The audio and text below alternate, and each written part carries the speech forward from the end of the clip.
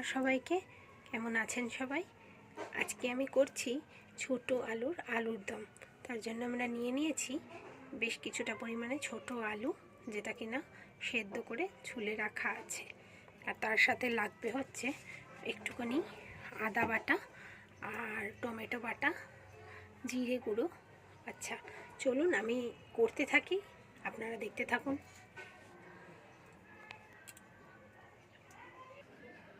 আলুগুলোকে প্রথমে তেলে ভালো করে ভেজে নেওয়া হবে। ভেজে নেওয়ার জন্য আলুগুলো অল্প অল্প করে তেলের মধ্যে দিয়ে দিলাম।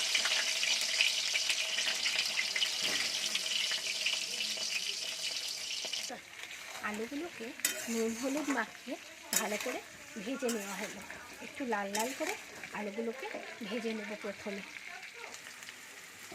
আলুগুলো লাল হয়ে ভাজা হয়ে এসছে, তাই এবার আলুগুলোকে আমরা একটা পাত্রের মধ্যে তুলে নেব। আলুর দমের রেসিপি বলতে বলতে আপনাদের সাথে নিজের পরিচয়টা সেরে ফেলি। আমি ইন্দ্রাণী। আমি কিন্তু সবাই খুব ভালোবাসি, এক এক রকমভাবে সেটাকে রান্না করে। আজ অঘ্রাণ মাসের রবিবার, আর এই রবিবারে আমাদের বাড়িতে নিরামিষ খাওয়া হয়, কারণ ইতো পুজোর জন্য। তাই আজকে আমরা নিরামিষ আলুর দম কিন্তু আপনাদের জন্য রান্না করব। আলুগুলোকে এবার আমরা আস্তে আস্তে একটা পাত্রে তুলে নিই। তেলের মধ্যে দিয়ে দেবো একে একে একটু তেজপাতা, কিছুটা গোটা জিরে। তারপর তেজপাতা আর গোটা জিরেটা একটু লাল হয়ে যাওয়ার পর ওতে অ্যাড করে দেবো কিছুটা গুঁড়ো হিং। ওতে অ্যাড করে দেবো বেশ কিছুটা আদা বাটা। আদাটা একটুখানি তেলের মধ্যে দিয়ে নেড়ে চেড়ে নিয়ে 2 মিনিট নাড়াচাড়া করার পর দিয়ে দেবো পরিমাণ মতন টমেটো বাটা। আদা আর টমেটোর কাঁচা গন্ধটা চলে যাওয়া পর্যন্ত এটাকে নাড়তে থাকবো। কিছুক্ষণ নাড়ার পরে এতে আস্তে আস্তে বাকি জিনিসগুলো অ্যাড করতে থাকবো। তো অ্যাড করে নেবো একে একে হলুদ গুঁড়ো পরিমাণ মতো, তার গুঁড়ো খুব সামান্য পরিমাণে, চাইলে দিতেও পারো আবার নাও দিতে পারো। আর অ্যাড করে দেবো বেশ কিছুটা শুকনো লঙ্কার গুঁড়ো।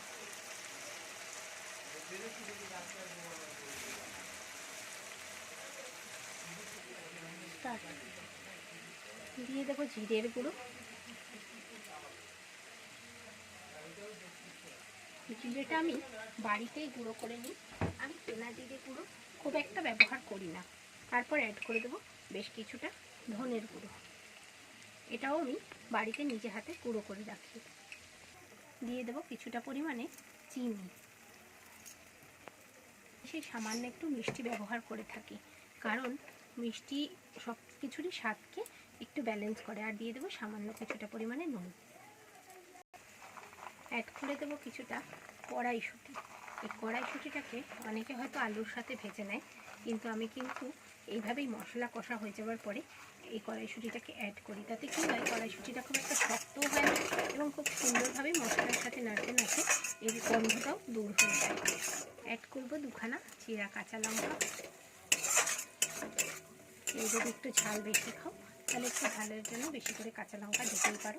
আমার ঘরে কেউ বেশি ঝাল খায় না, তাই আমি খুব সামান্য পরিমাণে লঙ্কাটা ব্যবহার করি।